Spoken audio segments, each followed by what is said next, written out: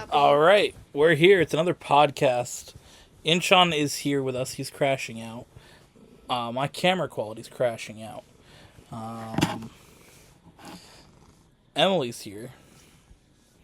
Inchon's here. I'm not crashing out, even though Stop. I had a great day at work. I'm not crashing Same. out. Just stop. And also, not crashing out or getting crashed into. It's Wan. Yeah, we're here today, not getting crashed into. Speaking of that, we actually had a pretty decent race playlist yesterday. We haven't gotten there yet. Bro just wants to lock in and talk about the playoffs instantaneously. We're dog. not on that topic yet. I mean, I just feel like it's worth mentioning because I didn't get crashed out too much in that race playlist. Pretty Thanks for happy about jumping that. in, And I think my score was pretty close to yours, Curtis, wasn't it? Maybe? You had a lot of seconds, so probably.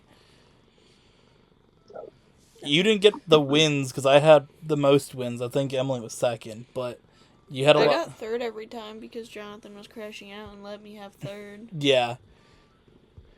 I think what led to him crashing out, and we'll talk about his crash out in a moment, but a lot of it is the competitive aspect to it. He struggled with that, and I think it was at the second or the first race. I passed him at the line all 4 times. Yeah. I passed him for every lap point and the win. And I think at that point he was just already done. So we'll get into that when we get to GTA. But we should address that Jonathan is not here. He has been dealing with a lot of different things that obviously we're not going to go into details of what that is. But he's struggled with many different things the last... Honestly, he said for like this year. So this year's been not the easiest on him. Obviously, he was not here for content in August. So he missed August dealing with things, and a lot of the stuff hasn't really got better. He felt like he was better, but he really hasn't been doing that much better. So it's one of those things that he doesn't know when he's going to come back. He's going to reevaluate at the end of October, see how he's feeling, but it's very much we'll see how it goes, and there's certain series he might not participate in due to that, as we will as we go into this episode. We'll kind of go into how things will look for content without him. But right now, let's get into some sports topics. How did everyone's football team do this week? Fun stuff. Your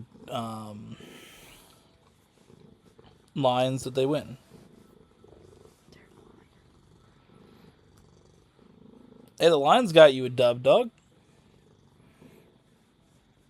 They got me a dub? The Detroit Lions, they won their football game, dog. Well, okay, yeah, I guess they won, yeah. That's what we're talking about first. Are you thought we're talking about fantasy? Yeah. Oh, no. The Giants won.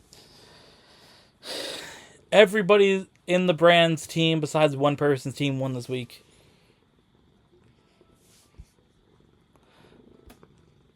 Listen, only 3 of us in this brand root for historically trash teams. Okay? The Lions are historically bad. The Jets are very bad. And Jonathan likes the Patriots. They were good for 20 years, but before that and now, they're complete shit. So, the Giants are the ones that's been historically the best of everybody's team in the podcast, but they've kind of been ass the last decade. But Typically. You know, my favorite was when the Jets and Giants were both 0-3 and the Post said worst September in New York's history. That's a good meme. I like that one. When do you know September that was worse in New York's history than this September? Yeah, it was a September with the Wall Street market just crashed. Yeah, I agree. That's small. have a better one. Yeah, there was like 2 crashes back to back. It was like in the same day, but you know. Yeah, no. When you get 2 crashes in one day, like It's devastating. you tend to get crashes in other places on the same day too. Like it's very Right. It's a snowball effect. Yeah, you might even get 3 or even 4. Like Yeah. Right. either And way, then that becomes the worst day in New York history. yeah. Until obviously the Jets and Giants start 0-3 each, and that's obviously a very bad September. Exactly. Winter's here. All right, looking at the games, the Lions beat the Browns 34-10. Not surprising, Lions are a pretty good team. Patriots absolutely cooked the Panthers, 42-13. That's unfortunate. The Giants, with their rookie quarterback starting and their best wide receiver getting hurt on the awful MetLife Stadium field, they still managed to win 21-18. And also, speaking of awful, the Jets, they lost again to the Dolphins, who were also equally shit, 27-21. So the Jets they've lost so many games, but they've been so close. I think total they've lost by 10 collectively in the games that they were close. They did get blown out by the Bills, but the other 3 games they lost by collectively like 10. So they've been close, but they're just not good enough to, I guess, win a game. Yeah, because they pretty much they lost to the Steelers by 2, they lost to the Buccaneers by 2, and lost to the Dolphins by 7. The Bills they lost by 20, but those other games, I mean, they've been so close. So maybe when they play the Saints, they can win. I don't know. What are you going to say about the Giants winning? Obviously, Jackson Dart starting quarterback. They got Russell Wilson. They said goodbye. You're a bum. How'd your guy do? Injured. Questionable. He is questionable to play. His first game he ever played, and he's got a hamstring injury. It's just over for the Giants now. They don't have anyone else that's really good. They got a good running back. We might get Odell Beckham Jr. Wow. Listen, Odell Beckham going back would be great. He also is not Odell Beckham from 2015, 2016, where he was goated. But they need someone with Malik Neighbors being out. Yeah. So anybody you can bring in is good. Your running back, dude, how'd he do? Cam Scatabo? Scatabo, yeah. How'd he do for you? Didn't he get a touchdown, I think? I think so. There was one where he did a backflip in the end zone. Yeah. And someone's like, you're doing that on that field? Yeah. If you don't know, Wan, the field of MetLife Stadium, which is the home stadium for both the Jets and Giants, is awful. Every year, there's a player who either gets some non-contact injury, ACL, Achilles, something like that happens on the field. That's because of the field itself? The turf itself is terrible. It's always that field. And for some reason, the owners of both the Jets and Giants, who happen to be the owners of the field, just leave it the way it is instead of changing it. So we'll see what happens. Next year, it is the host for the World Cup Finals, and FIFA requires every stadium to be real grass. They cannot be fake turf. So we will see what happens next year. Obviously, they have to put in the real grass for that game because the stadium, which would be called like New York, New Jersey Stadium or something ridiculous, because FIFA doesn't allow sponsorship names for stadiums. So during the World Cup, it'll be called that instead of MetLife Stadium. But that stadium is the host of the World Cup final. So my bad, I picked something off your head. It's going to host many World Cup games. So it has to have different turf. So we'll see if the owners of the Jets and Giants are willing to keep it as actual grass, or if they're going to just rip up the actual grass and put it back to turf.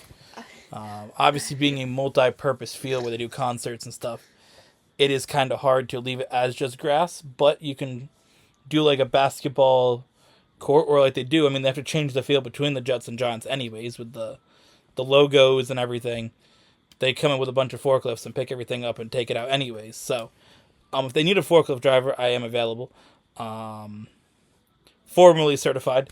So, if you need someone, hit me up. But no, if it's one of those things where if they can do it in like patches, I mean, I don't see why they couldn't just leave it. And then when you have like some concert, then you're good. I saw a meme of someone commenting about like one of the Giants players being like all dirty or something, and they're like, "It's a turf field. Where's this dirt coming from?" That's your guy, your Scatabo dude. That was him. He had dirt. Yeah, where's the dirt coming from? It's probably like within the turf. It has like all the black, like Riddle me this. the black stuff within the. Oh yeah. Within the turf, it's probably that you pick up, and it looks like dirt, but that goes into your shoes 2 seconds on into stepping in. Yeah. When I did the graduation for my college, it was not good. Yeah. Because they have turf field. Mm-hmm. It was not good. Yeah, you get that stuff in your shoes, and it was bad. Basically, though, it's probably from sliding on that. Probably looks like dirt on white.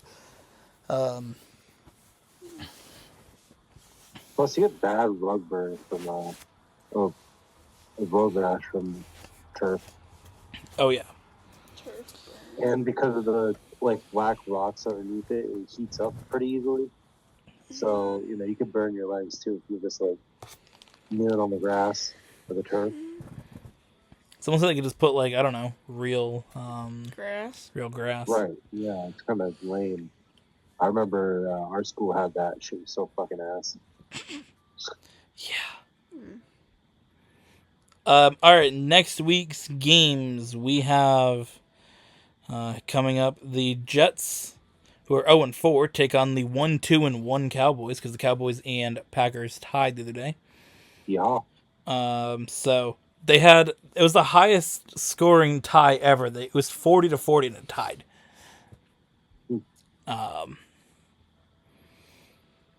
So there's that. You have, let's see, where are the other teams here? The Giants, if I can look with my eyes. All right, they play against the Saints.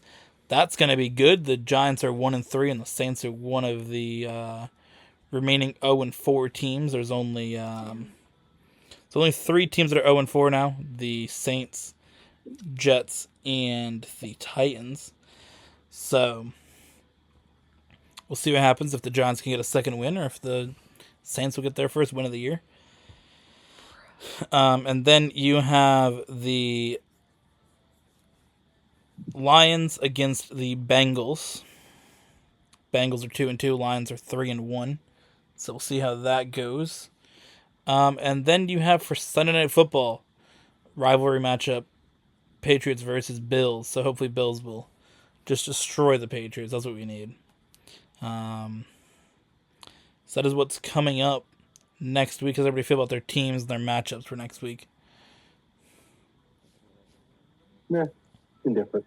Indifferent. What do you feel about your matchup and team for next week? We might win. We might do something of use. It depends. I agree. That's how I feel. It depends on, who's playing, who's starting. If we have delusional Russell Wilson again out there, which we probably will. Looking at this, like, the Jets, I feel like obviously they're struggling, but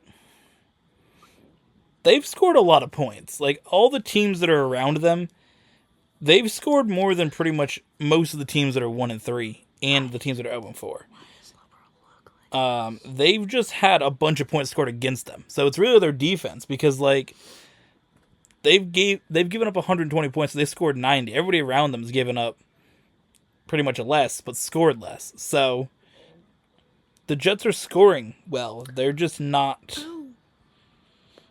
they're not getting their defense to do what it's got to do. That's really the difference. I didn't know that. The defense feels like the issue for the Jets. What happened?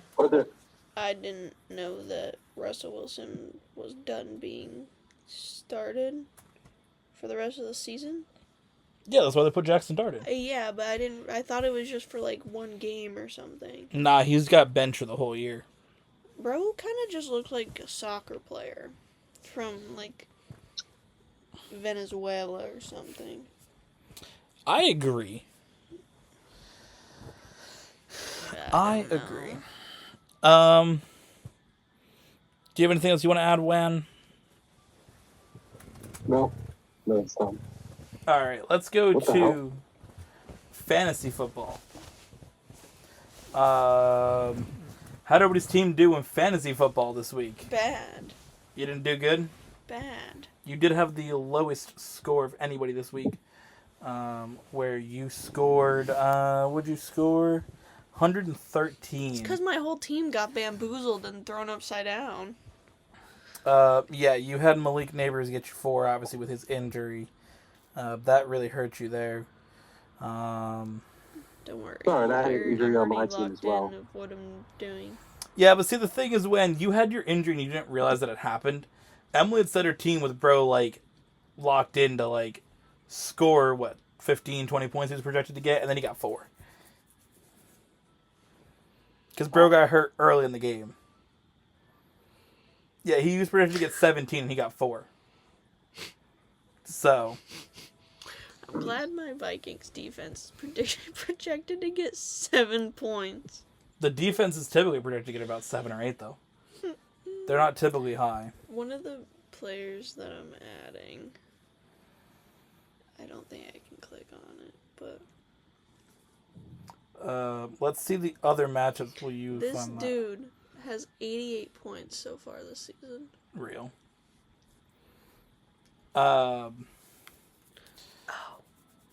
He'll like him Why? because he's the Lions quarterback. The Lion, Jared Goff, real. He has 88.26 points. That's good. Who are you getting rid of? Brock Purdy. All He hasn't done anything. Yeah. All right. The other matchup we had Wen and I. What? I was just gonna say because he's been on and off of questionable and Yeah. something about his toe or some bullshit still or whatever. Yeah, he's been dealing with an injury for a while. All right. The other matchup that we had, obviously, this was Wen and I taking each other on. Wen got cooked as well. Dak Prescott got 36 points here, almost 37 points. But obviously having... Did he play against? Who did he play against? Wen? Me. Without having a running back in your lineup, that obviously is going to hurt you. And when you have your wide receiver, both wide receivers underperform their projection, tight end underperform. Your flex here got 2.1 compared to 12 as predicted. So not overall great there. My team, I got 163.9. That is the most scored by any team so far this season. Everybody I had was even if I had the guy in, and I'd switched him out in time. I don't think it would have changed my score. No, you would have probably had you could have had maybe 135 at the most. Does it matter for points or for wins overall? It does matter for both. The win loss is the most important, but for tiebreakers, the most points scored overall is helpful. And the other thing is that with our league being only 8 teams, it makes it a little bit harder to really pull away with an advantage because with 8 teams, there's a lot more good players on every roster where when you get into a 10-team or even 12-team leagues, it gets way easier to have a difference from first to last in the standings, just because when you have that many, I mean, you think of it, each team we have has, 15 players? Something like that? Yeah. So, when you have 8 teams of 15 players, you still have a lot of good players that are available. Or, like, a few, there's maybe, like, there's probably 15 to 20 really good players that are available because they're not spread out over all the teams. So, you have a lot of things where all the teams are very, very close. Like, we all score kind of similar every single week. Yeah. Typically, everybody's between 150 and, 140. Every single week we have that. Where in those other leagues where you maybe have 10 or 12, it's harder to have a really, really dominant team. Because you think of it, when you come around for your second pick, you're going to pick 9. If you have a league of 10 or 12 players, your next pick might be 13 instead of 8. So, that's the thing. Or when you do the snake draft, I mean, if you pick first, you don't pick again until you get to 20. Yeah. Or something like that. Where instead in the snake draft, I get to pick at 1 and then I pick again at, 16. So it's a lot closer. So the points definitely matter with everybody being so close. Because if we look at the league overall, I mean, the standings, it's pretty much me and my brother are each at 3-1 with our teams. And then we have Emily, we have Jonathan's brother, my dad, and Wham, all 2-2. Yeah. So to differentiate between all you guys, it goes down to who has the most points scored. So Emily has the most points scored of that whole group. So she's at 522 points scored. So she gets to sit currently in 3rd. And then Jonathan's brother has 482, which sets him right behind Emily. So those would be the top 4 right now. Where when you have 457, which is actually the 7th most. So you're pretty low on points scored. The only one worse currently is Jonathan. Ironically enough, Nick, who doesn't pay attention to his team, has 491, so he would be pretty high up. He would actually be 4th. He's the 4th most points scored. That's because his team locked in this week, too, though. He doesn't even pay attention to his team, and he scored almost 160 points. Yep. He scored 160 points to 8 people in his lineup. Yep. Uh-huh. And then my dad, who actually, tries and makes his team good, lost. With 135. Has he changed his name yet? The other matchup we have, my brother only barely beat Jonathan, who doesn't play, really. Yeah. Now, my brother for next week, he's not going to have Lamar Jackson, who is doubtful. Who's one of the highest rated quarterbacks, listed currently as doubtful. And he's got a few players on bye, so he's going to have a difficult week. I think I only had 1 player on bye week. Hey, the only good thing now is that you have less Giant players. I have less Giants players. Did you keep Neighbors on Yeah. IR? Yeah. And drop the other dude? Yeah. I figured you wanted to keep him just to have him. Unless you get someone injured. If he magically came back, Yeah. If he got injured week 1, maybe. But week 4 is going to be too hard. Because Aaron Rodgers, when he got injured, he was discussing coming back if the Jets, made the playoffs. Or were, on the cut line, say, the last week. So, potentially, but Neighbors being injured in week 4, the odds of him coming back from that injury by the end of the season are 0. And I'm pretty sure once you say someone's out for the season, they have to be out for the season. So I don't know if he can even... I don't know if he's allowed to come back. But you can keep him in the IR spot, obviously, just to have him and say you have him. Again, unless you have... If you have someone who gets injured and goes on IR and then can come back, you may obviously have to drop him. But, looking ahead to everybody's teams for next week, I already made my changes.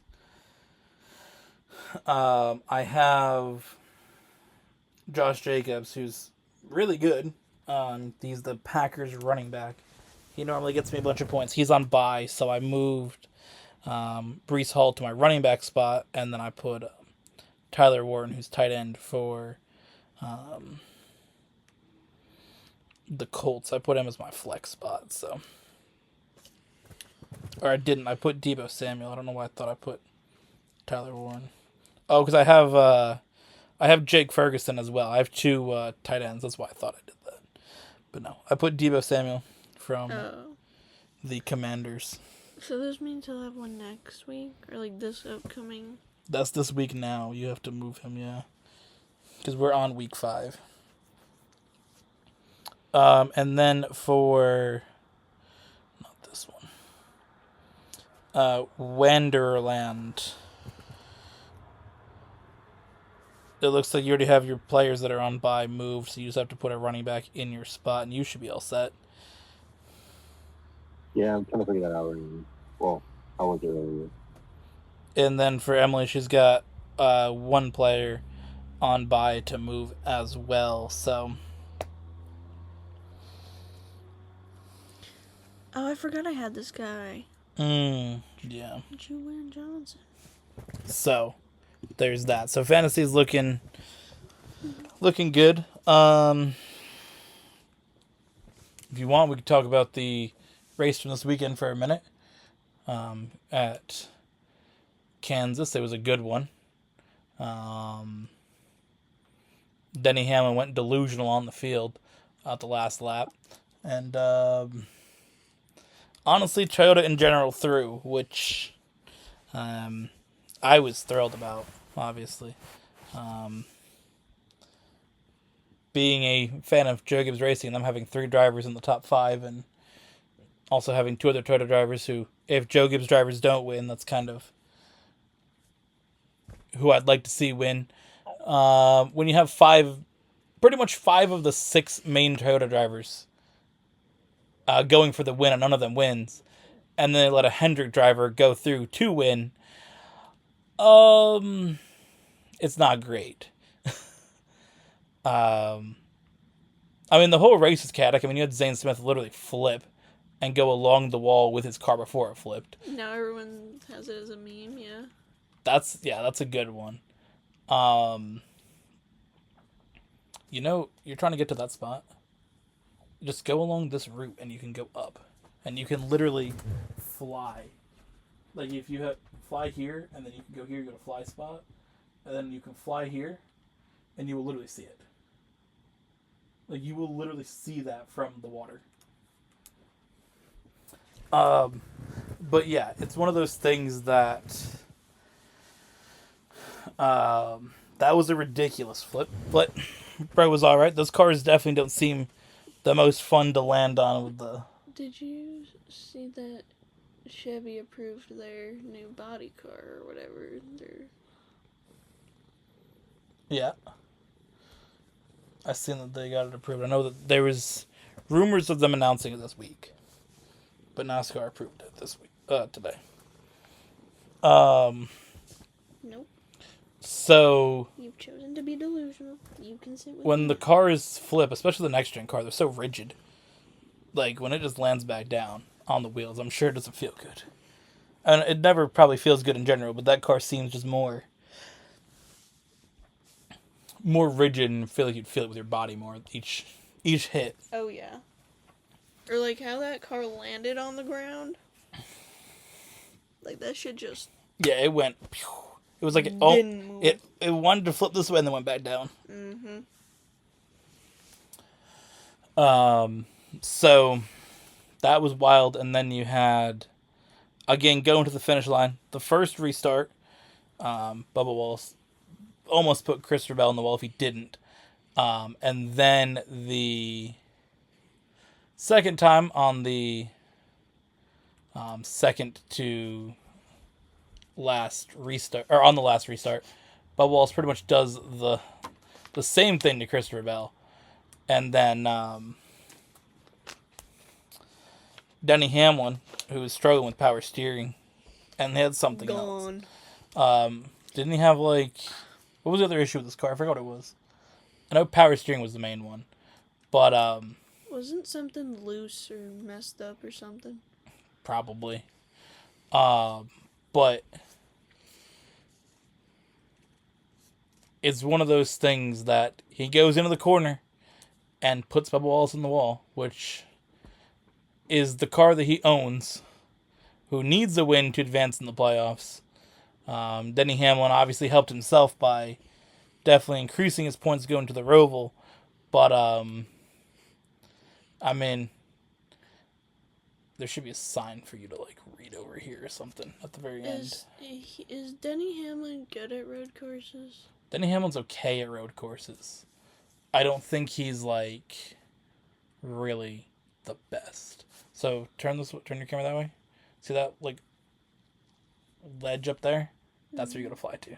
The one at the very top. No, I think it's the one that's more down. That big weird one. The weird point. The one right here, like right where the text box is. Oh, right above I'm it? pretty sure. If not, it is up higher, but I mean you can fly and you'll find out. Yeah. I don't think Denny Hamlin's like the best at road courses. I know he's got like a win or two, but that's why I kind of figured he wanted points.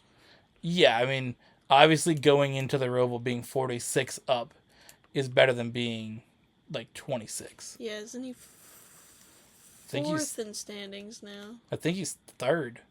Third or fourth. Wouldn't he be behind? He'd be behind Blaney and Elliott, obviously, because they won. But I'm pretty sure he's third. Yeah, it's down there. You see the bird. Yeah, so it's one of those things that, like, I understand why he did it, and I mean, there's two sides to it. Like, I get why you do it, and obviously, when you're driving, that car, your goal is to win for your team and for Joe Gibbs Racing. So I understand. But also, when you're going against your teammate, or basically your teammate, in the car that you own, it's also one of those things like, do you want to make that move? Either way, Denny Hamlin's in a bad spot. All right?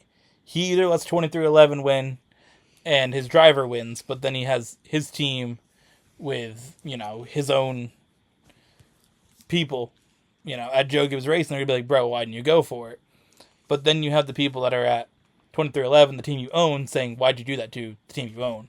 So he's kind of in a spot where he can't win either way. Mm-mm. He either lets 23-11 win and Joe Gibbs Racing and the 11 team is like, bro, what are you doing? Or you wall Bubba Wallace and then the 23 team at 23-11 is like, what are you doing? So he's kind of in a bad spot either way. I think ultimately, though, what's the worst part is when your manufacturer loses because of it. Because ultimately, one can race for Joe Gibbs Racing, one can race for 23-11, but you both race for Toyota. Yeah. And when one Toyota doesn't cross that line first, in a race Toyota dominated, and you give it to Chevy, and you give it to one of your two rival teams, I mean, it's Joe Gibbs Racing, it's Hendrick Motorsports, and it's Penske. And when you give Hendrick Motorsports a free win, I'm sure the meeting that Toyota had, because I'm sure they had a meeting about all their drivers, like, what are you guys doing? I'm sure the Toyota meeting was not great. So, again, I don't think it was the best move from a Toyota standpoint. I think for Denny Hamlin, I understand. Sometimes you got to move someone out the way to win. Remember, you asked me that the other day. Mm-hmm. I do it in GTA to you sometimes. I gotta win. Get out of my way, bruh. Like, yeah. Or sometimes you slam into me when we're doing GTA. Like, who knows? But I understand because, like, you have to make that move to win for yourself and for your team, obviously, in the situation.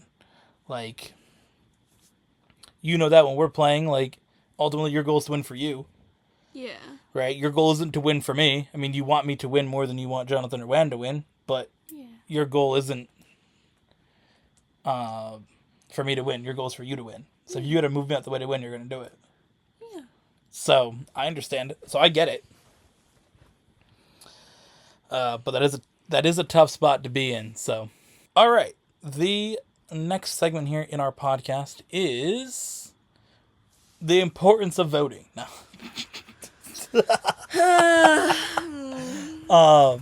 No. It is our video segment. This week we recorded some videos together. It's been a few weeks. We had 2 weeks in September off. So to start our October uploads, we returned to some content. We took the last 2 weeks off because Ellen and I went to New Hampshire, and then we had our chill time after New Hampshire just to enjoy living our lives before going back to the miseries of work. And, yeah. It wasn't that such a well-deserved break going back to it, and you felt so energized to get back to, working at your job? I felt so energized to go back to work that I crashed out day 2. Why does bro look like that? Why is bro looking at me like that? Yeah. Disgusting. I did have a good day at work. I did get banned from forklift driving for I'm glad my gate lined. Going slightly too high with the forklift without a gate. Bro was just too excited to get back to work that he just went over the Exactly. That's the mindset. I couldn't wait to work and got banned from didn't. using my phone. Yeah, and Emily got banned from using her phone because she sent a text when the store she was so excited to not be I at was work on that football trying to fix my team. real. She was definitely not on fantasy football trying to fix her team, and yeah, just the store manager walks by. It's not a good look, bro. Even though he probably didn't even notice. We're using this video to give your resignation. Good. I don't give a fuck, dog. If someone at work's watching this, thanks. Like and subscribe, buddy. Buy the merch. I don't know. Yeah. I mean, I did go too high, but I was also doing the job that nobody else did because nobody else works there. So now they're gonna have nobody to really do it, and I don't care. So that's my mindset. So if you want a former forklift driver to work for you, comment down below. You can comment, I have a job driving a forklift. I know you're good at it, but you got disrespected by some bums, and let me know. But yeah, that's my thought.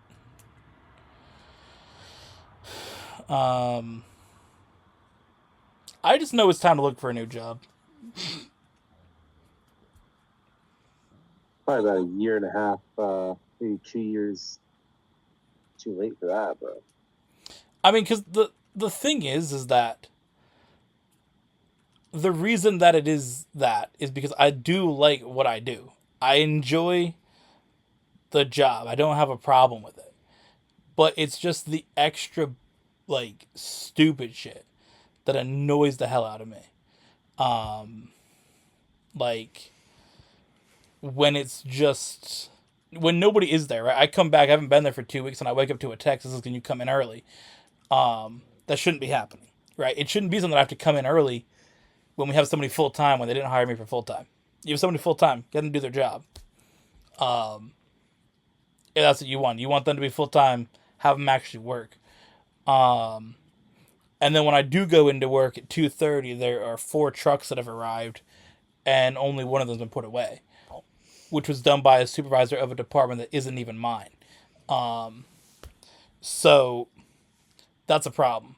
And when I show up today at 2:00 and get told that there's a truck that hasn't been done, once again, there's a problem. You're welcome. So that's my issue. My issue is that it's the way that it's managed is my problem. I think that most of management there is terrible. I think when you have people who aren't meant to lead people that are put in charge of leading, you get bad results. So when you don't show people how to lead or train them how to lead, you get bad results. That's my thought. Because I think that the job itself is fine. I don't mind putting stuff away with the forklift. I enjoy that. I like when people come in and ask how to, what they need for a deck, and I show them how to get the right things. I like doing that. That's why I do, try to avoid having to switch jobs. But when it gets to a point where it's ridiculous things from management like that, then it gets to a point where maybe I have to.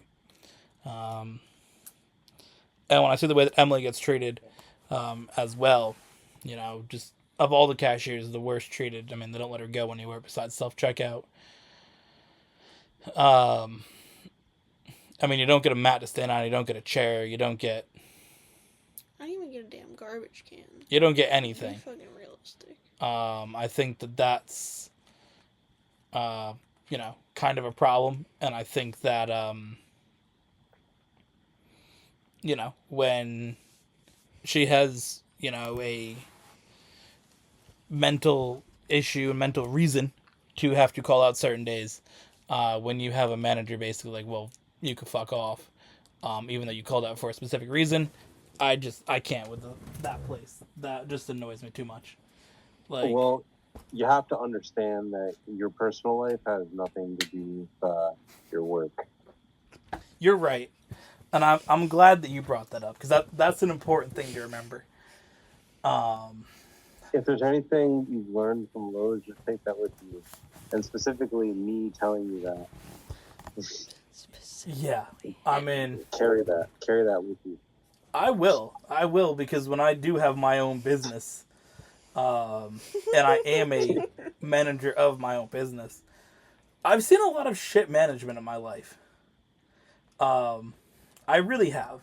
From working at Stop and Shop, where the store manager didn't even know who I was, and came up and got mad at us, something I didn't even do, because bro didn't know who I was. She came up to me and was like, "You were using your phone." I was like, "Bro, I didn't even take my phone out of my pocket all day. What do you mean?" She's like, "No, I saw you." I was like, "All right, dog." Like, bro didn't even know who I was. Timestamp, little bro. Like, genuinely didn't know who I was. And then, obviously, I worked at a shitty coffee shop, which we have 1 or 2 videos documenting our experiences there. I already knew that one. He almost had a race playlist, but he was a cuck and didn't want to sponsor that, so... Honestly. Like, bro... So, bro got his own playlist instead. He got a title. Which then had double meanings, but, yeah, bro had a few video titles. And then, obviously, with my current job, with, again, 95% of management being just... quite frankly awful and not suited to manage or lead. I've seen bad management, and obviously for myself, I feel like I have good leadership qualities in general. So it is difficult when you see these situations where it's just like, you don't know how to handle things. Like, let me handle it. I'll do it literally better than you. When you're not willing to listen to any of your employees' issues or concerns. Maybe you're not fit to lead. But, I take those things, obviously, and I don't personally sit and worry about it for days. I know some people, genuinely just all they do is talk about work. I'm not going to sit there and talk about it all day. But, it's one of those things that I've seen these things that are negative, and will take them even more when I have my own business, or I already do have my own business, when I have my own, actual, people that are working for me, and not just hey, let's make videos together. Right. But I feel like I handle most of the situations with that pretty well.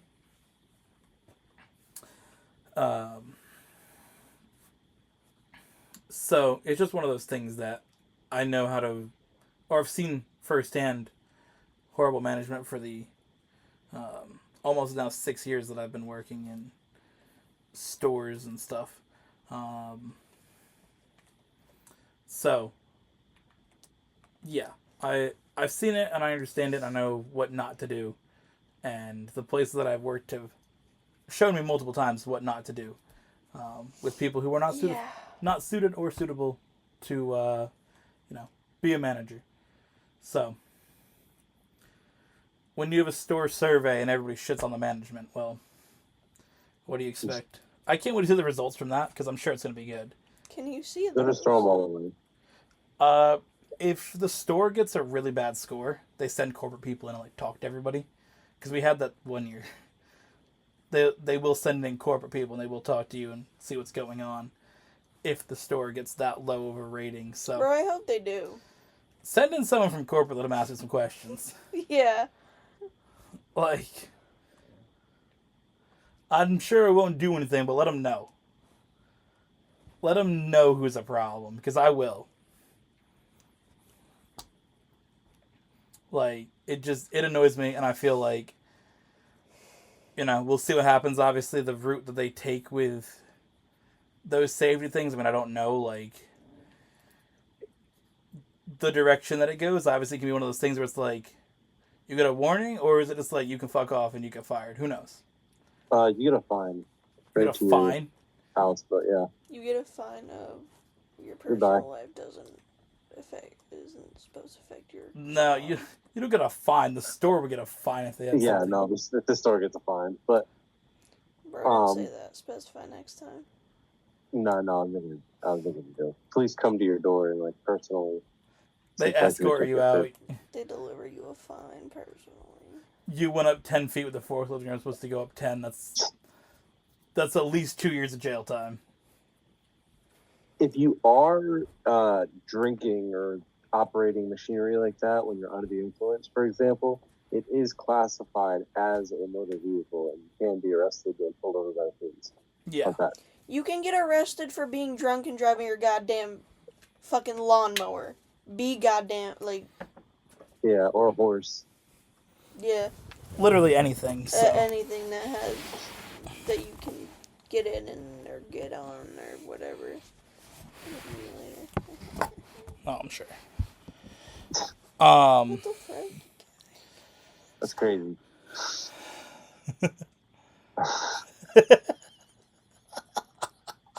Bro heard it that time. At least he doesn't say ew or like crash out, even though we're doing the same damn shit. Yeah, Jonathan crashes out when any like sexual comment gets made. He just...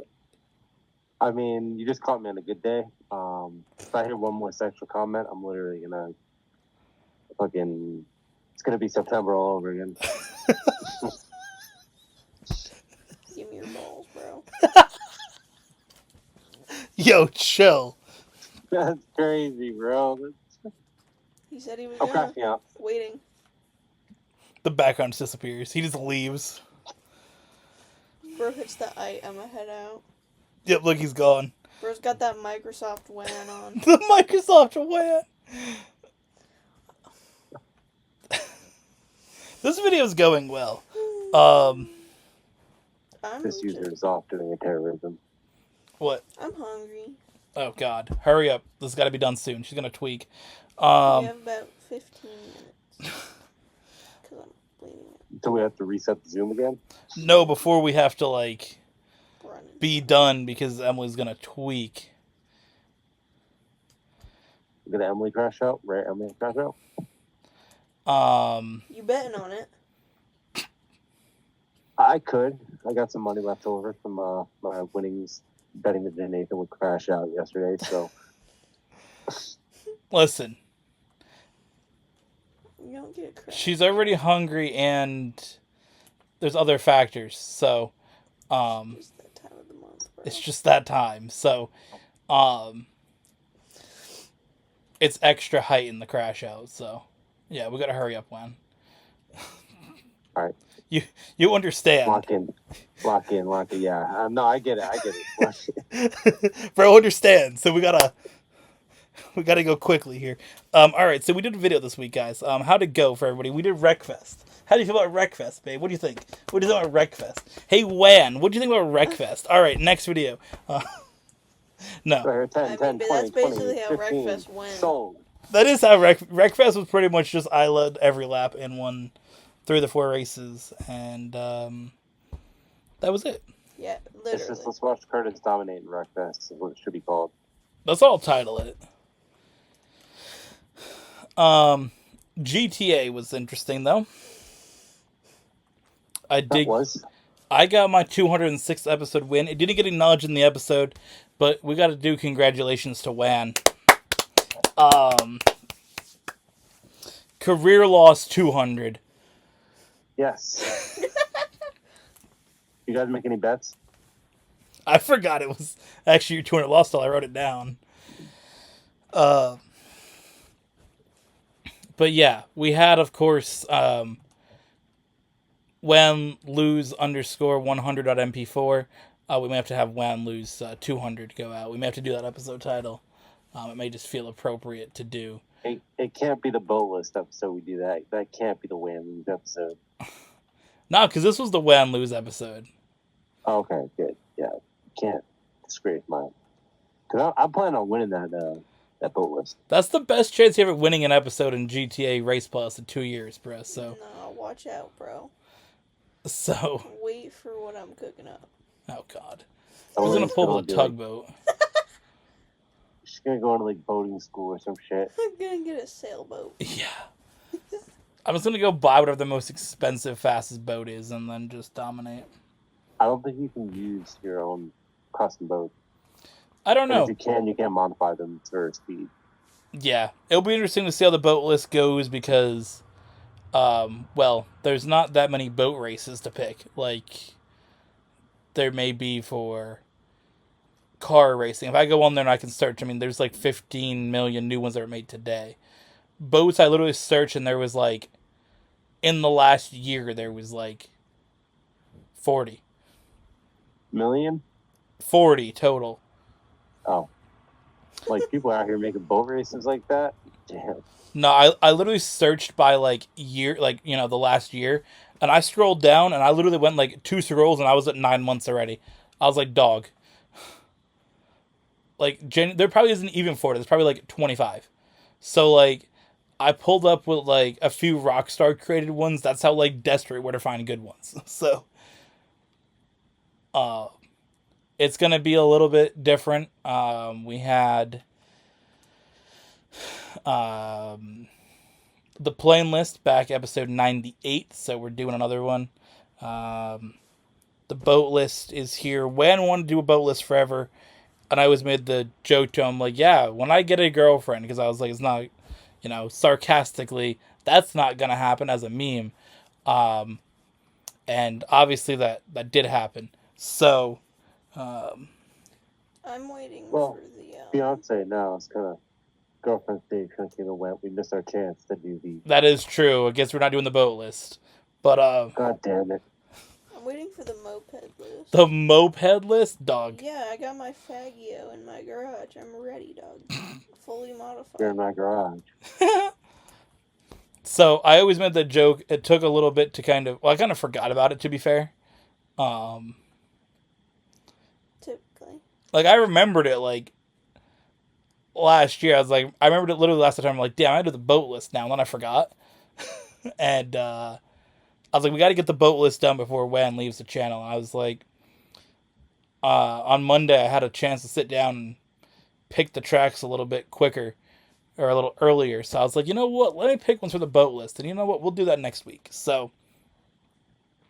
boat list is coming, and if you go on X, so we're having a special re-upload of the plane list from 2020. So you guys want to see the last time we did something that wasn't car racing, watch Wan and I do the plane list that is going to be re-uploaded on X. So if you guys are on there, you can check it out. Of course, it's always on YouTube, but on X we're kind of re-premiering it. So that should be fun. Anything else from this week's racing, though? No.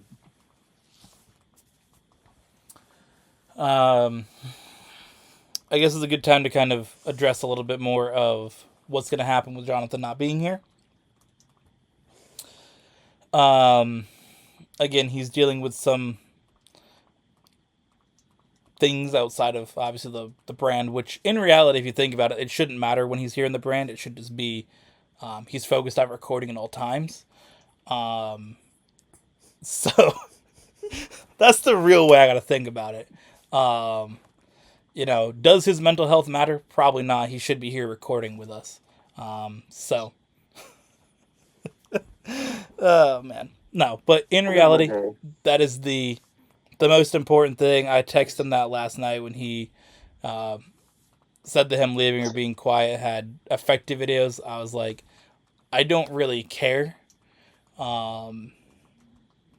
about the video quality in the end. If you leave because you're dealing with something, that is the number most important thing. That you take care of your mind and that you work on yourself feeling better. And if you can't be here for 1 week, you can't be here for a month, you can't be here for 6 months, a year, whatever. Focus on getting your mind right because that's the most important thing. You can't function if your mind is, you're feeling super shit about everything. It's really hard to function. So that's kind of, to me, the most important thing. So obviously, hopefully he gets, feeling better soon, dealing with what he has to deal with. That's the most important thing. And as the leader of the brand, that's what I want to have, is the people that are part of it. And obviously the people in the brand are who I consider to be my closest friends and really the only people that I talk to that often. So I want those people to be the best mentally. And if he can't be here for this month and wants to reevaluate it in November, or wants to go the whole rest of the year or whatever, or just come back on a smaller basis. I know a lot of the competitive side of it. It's hard to get his mind into it, and then he crashes out because he's not in the right mindset to go out and say, okay, I got to lock in and win a race. Because in those situations when you are out there competing, you do have to block out things that are going on, right? That is something, if you want to go win, whether it is just playing a video game or a sport or anything competing, you have to block out every distraction and just focus on what you're doing. And if you can't do that, you're obviously not going to perform as well. And for him, he obviously is super competitive, wants to go out and win those episodes. And if his mind isn't right in those situations, obviously he's not going to be able to go out and say, I can compete in this race plus and win, or Pokemon, or NASCAR when that returns, or anything like that. So I think it's going to probably be a while if he does return. It's probably not going to be in a competitive way. I know he said when I talked to him today about doing the podcast, he would like to at least do that. So we'll probably see him return for the podcast earlier. And I talked about doing a live stream with him. Part of our plan for 2026 content is doing a weekly live stream series. And us just doing that of something like Raft or Minecraft is something that he'll probably be able to handle that better. So we'll see what happens, obviously. But that's the main focus, is him getting his mind better over anything else. Are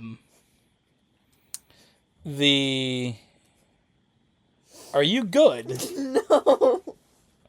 I was making a very serious point, and you're over here just laughing about playing. Bro's face, bro's just frozen. Remember this at the camera here at boomer level, dog. Bro had the. Bro about ready to take his Facebook profile picture, dog. Oh my god.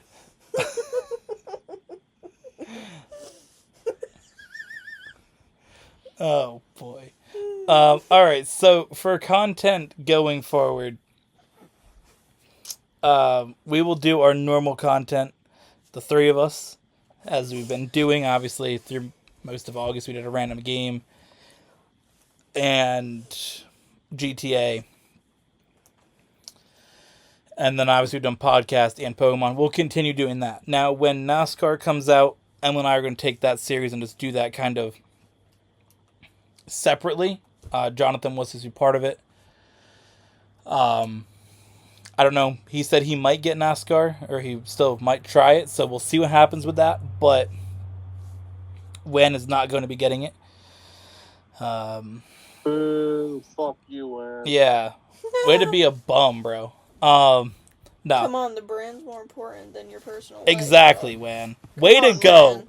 The brand matters more. The fact that you're leaving for things outside of this brand is honestly so Embarrassing. whack, bro. I cannot believe you would do such a thing. Embarrassing. The focus is the brand, and the fact that you prioritize anything over the brand. I honestly am never going to forgive you for it. So, Yeah, Elway. no, but obviously with you leaving the channel and, you know, those types of things, and I was, you know, thinking obviously if there's a point that you want to just do a random video, obviously you can be part of that. So just keep that in mind as well. If you're like, hey guys, I want to play games this week, like, I'm not going to say no. You know what I mean? Yeah.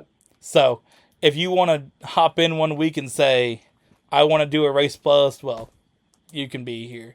But obviously, with you leaving the channel, buying a video game like NASCAR that's, you know, what's it, $60, $70 for the base game. Right. $80 if you want the gold edition. Like, for you to play from pretty much the end of October, because that series isn't going to start right away.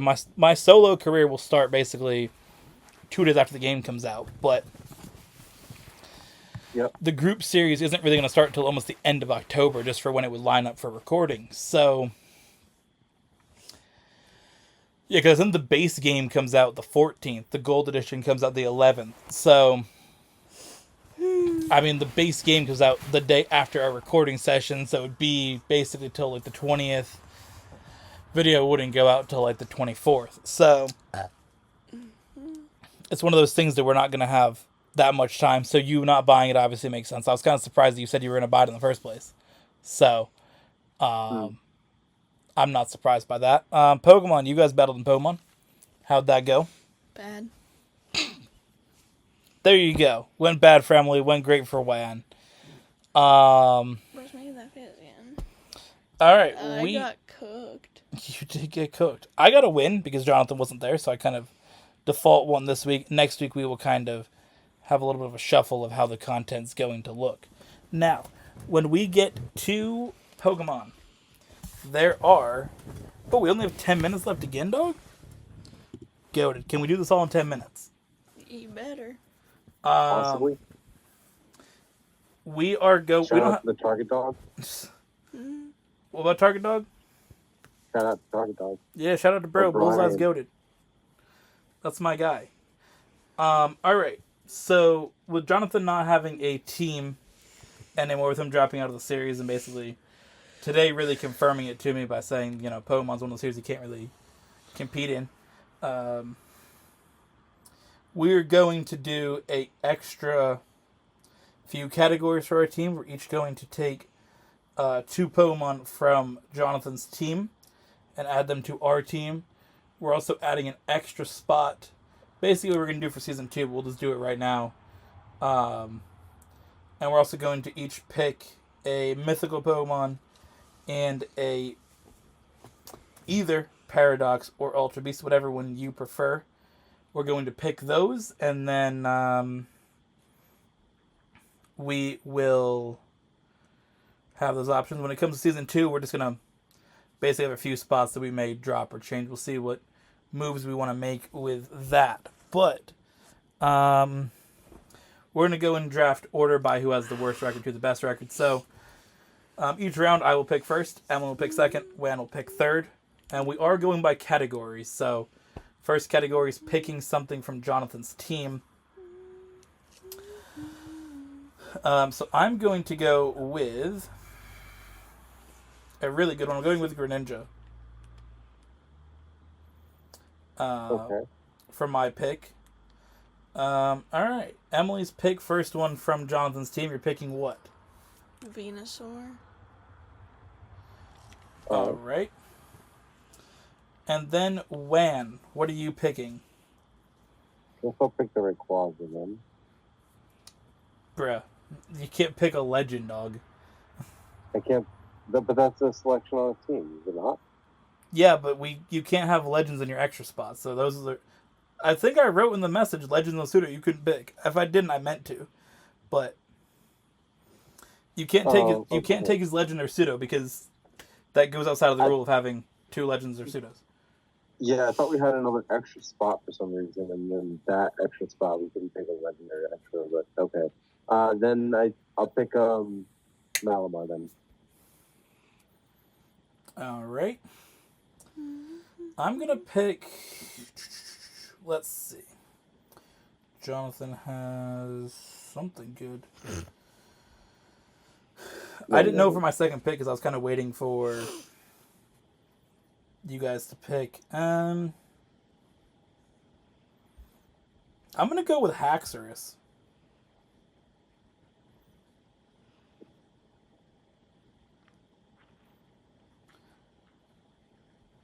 All right. Okay. Babe, what do you pick?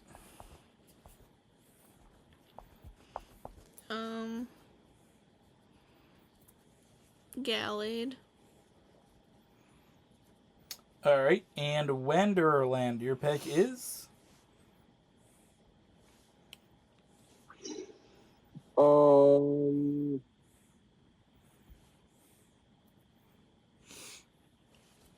Let's see. It's gonna be between that and that. Let's go with Licky Licky. You're picking what? Licky Licky. Licky Licky. You got to name it Bingus though. Gotcha. That has an automatic name of yeah, Bingus. that is a requirement. You do have to call it Licky Licky. Or you got to call it Bingus, because Bingus is a Licky Licky. Alright, next up is going to be our extra spot. Just something random, whatever you want. It can be from Jonathan's team. It can be whatever, as long as obviously it follows the rules of not being a legend, a mythical, ultra beast, or paradox. You can pick it. So I'm going to go, once again, redrafting Lycanroc.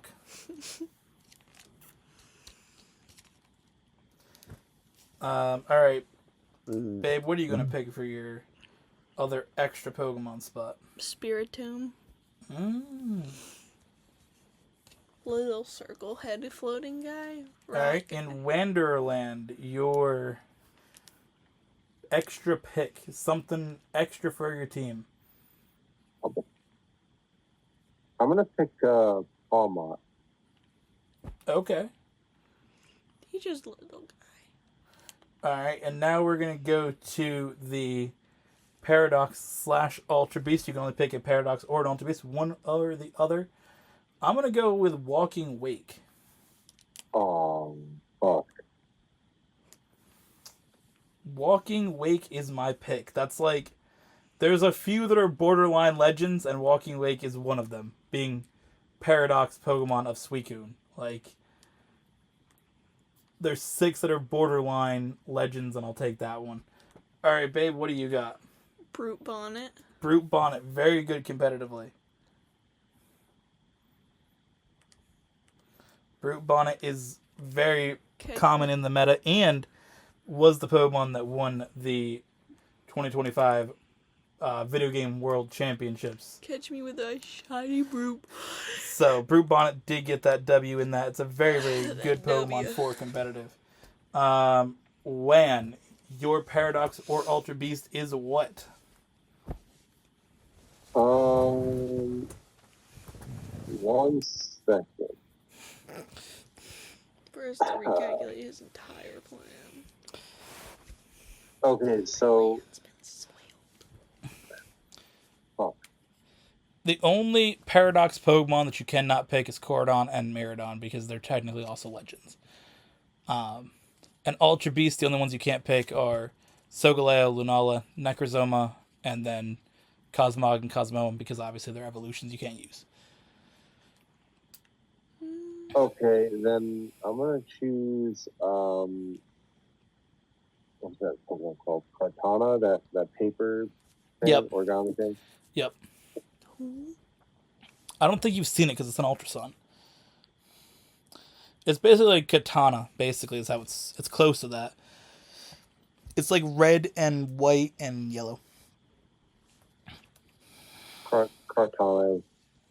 Yeah, Kartana. Oh, this thing? Yes. All right. Let's see. It is time to pick what we're gonna have for our Pokemon. That's mythical. We've been waiting in the mythical category for a while. And what do we go with? The only mythical you can't pick, I do want to preface, is Arceus. That was kind of mentioned in the beginning. I mean, Arceus is like one of the most powerful Pokemon, so it's kind of its own thing. Anything besides Arceus is allowed. I'm going to go with... This may be a shocking pick to you, Wan. Darkrai. Okay. I remember when I was gonna pick. Do you not remember all my ridiculous Darkrai, like, action replay things when we were, like, 10? No, I did. We do have a minute 35 before this recording tweaks, so... Get your pick in real quick, and then we can switch to an ending segment and we'll be done. Alright, so you don't. Jirachi. And I'll pick Hoopa Unbound. Hoopa Unbound, yeah, that's going to be diabolical. That was one that was like borderline, do we allow it? What I was thinking of, like, mythical, just because that shit is diabolical. So, Hoopa Unbound will be a problem, but we'll pick Hoopa. Obviously, you can pick the Unbound form when that comes up, but Hoopa it is. All right. Time for our closing segments, closing songs and Pokemon. All right, so we have our closing segments here in the podcast. It's time for Emily's Fact of the Week. It's going to be a good one. Waiting for this. It's that Arcanine is said to be capable of running over 6,200 miles in a single day and night. That's my goat right there. That's probably why bro tweaks so much in the damn game. Bro, that is true. So, in both Sword and Shield and Scarlet and Violet, your Pokemon run around. Like, you can let them out of the ball. Like, they don't follow you necessarily. Like, if you walk slow enough, they will follow you. But sometimes if you go too far, they'll go back in the ball. But you can pretty much just switch it all out. And I have Arcanine. And I had it in Shield. And bro would just tweak. Start running around everywhere. And I brought it to Violet and does the same shit. Bro is just like running like 1 billion miles an hour just in a circle. Yes. I'm like trying to take a picture and bro is just... It's like I'm watching NASCAR. Like, bro is literally going around me. Just laps. Like... That's all bro wants to do. Bro just wants to run. Like, literally, it's the funniest shit. Just everywhere. He's just nonstop. You gotta get a shiny Arcanine. Yeah, that'd be goated. All right. Let's start with our songs. We'll start with Wanderland. Wanderland starts when Jonathan's not here, right? Mm-hmm. All right, Wanderland. Your song of the week is what? Too Toxic by Britney Spears.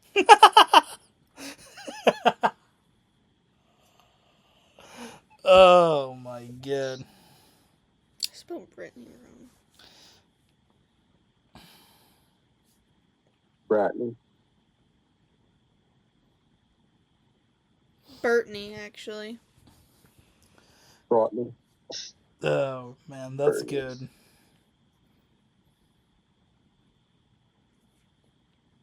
Brittany Sanders.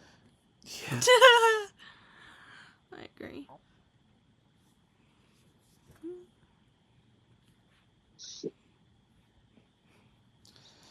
All right. What do you have? Babe, what's your song gonna be? Pokemon Johto. Pokemon Johto. That's a Pokemon. Banger. Even though I've never, watched that show. That's a banger song. I'm gonna pick "Take This Job and Shove It" by David Allen Coe. That's my song. Feels appropriate. You had to go into work and play that over the loudspeaker and quit. Yeah. I'll play it on the way out. And then TikTok your adventure. I'm good. I'll talk about it on next week's podcast. Alright. Pokemon of the week. Wonderland. Let's go with Stakataka. Stakataka, my guy. That's my guy. I'm pretty sure I picked Stakataka 1 week too, because that is my guy. Locked in for Stakataka. One of us should have picked Stakataka, honestly. I was thinking about it, but I already had a steel type that I put on my team. Yep, because that's how it's spelled. I did spell Stakataka right, like the first time I wrote it out. I was like, dog, there ain't no way. I didn't see the name in like years. I was like, all right, Stakataka, I'm ready. All right. What is your Pokemon of the week gonna be? Slowking. Slowking. I am going to pick the Pokemon that was newly acquired in a trade from Wonderland. I didn't get to battle with it this week, but we're going with Gastrodon. Gastrodon's good. Got to get the pink Gastrodon though. The blue one's gay. Yeah, the blue Gastrodon's whack. Even though there's no statistical difference, it's just how they look. But the pink one's goated and the blue one's kind of mid. We don't always have a closing segment here on the podcast, but this week we're going to. We're going to have, what is your first shiny Pokemon you ever caught? And if you remember the story of kind of how you encountered it and what it was, then let's go. Wonderland, you are up first. The first ever shiny Pokemon that I encountered was a Basculin in Pokemon Black 2. And it was just like a random encounter. Honestly, like I remember my team was so fucked up. I was just like fishing and leveling up Pokemon at the time. And I just randomly ran into the Pokemon, and it was like on a route. How Black 2 was, I think where you started or where you ended up in this one area, you can go out to like this pirate ship, and there's a bunch of trainers that were on this route that were like veteran trainers. That there was this one guy with Jellicent, and he fucked my team up. So I had to like swim back, and my team was fucked up from that Jellicent. And then I encountered the Basculin and like barely caught it before it bodied my team. And that was like the first shiny that I actually encountered like in the wild. That was not like through an event or something like that. Yeah, not an event or like us fucking around with action replays. Yeah. Yeah. Tell us about your first shiny Pokemon. Now, I will preface by the fact that it took both of us a while to get our first shiny. You would play for, like, what year do you start playing Pokemon? Do you remember? Like, yeah, like 2006, I think. 2005, 2006. All right, so you've been playing since then. It took you until playing a game that came out in 2012. So we'll say 2012, 2013. I've been playing Pokemon since 2010. It took me until 2019 to get a shiny Pokemon. It was a lot longer for me to. It was like 2016 that I got that Basculin. You got it that late in Black 2? Yeah. Okay. I remember playing it later. Well, there you go. He got it even later. And then Emily here, who has played Pokemon really sounds like the beginning of this year. A little bit last year you started, but you really started being like, all right, I love playing Pokemon. Like, I understand, like, how this game's, like, all the stuff about Pokemon. You started to really understand and play a lot of it and be involved like we have been through our lives of Pokemon. She found her first shiny Pokemon and her second one very quickly. So why don't you tell us about the first shiny that you found? It was in Scarlet. A couple weeks ago. Probably. Yeah, it was probably like 2 or 3 weeks ago. It was on the Kaitakami DLC area. Yeah, I was just walking up a hill, and this nice bright pink Heracross is walking along here, just straight through the path. And I had I had a double look because I was like, that doesn't look normal. Weren't you going up near the, like, was it to the festival area, or was it up the Apple area? It was the festival area. Okay, that's what I thought. I was just trying to continue the story. Just playing the game. And So Pokemon can be, like, shiny in the overworld? there is no, like, tall grass to find Pokemon in. Interesting. When does that start? Like, what game? Yeah. A little bit in Sword and Shield. They have a wild area that is kind of a open world section, but it contains mostly still tall grass with a few Pokemon standing in. It's kind of like Let's Go Pikachu, how you had some of the Pokemon will be like wandering around with it. You could also get grass encounters.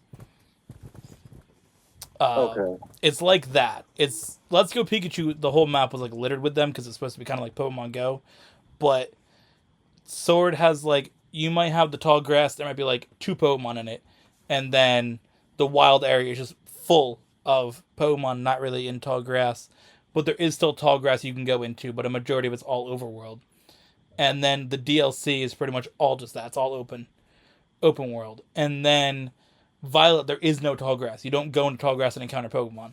You can run through a tall grass area while the Pokemon are sitting, but every single one, their model is sitting in the world, and you just go walk up to it. So, shiny Pokemon included, they will just be in the open. They're not going to be hidden. So it's a little different than obviously when you played.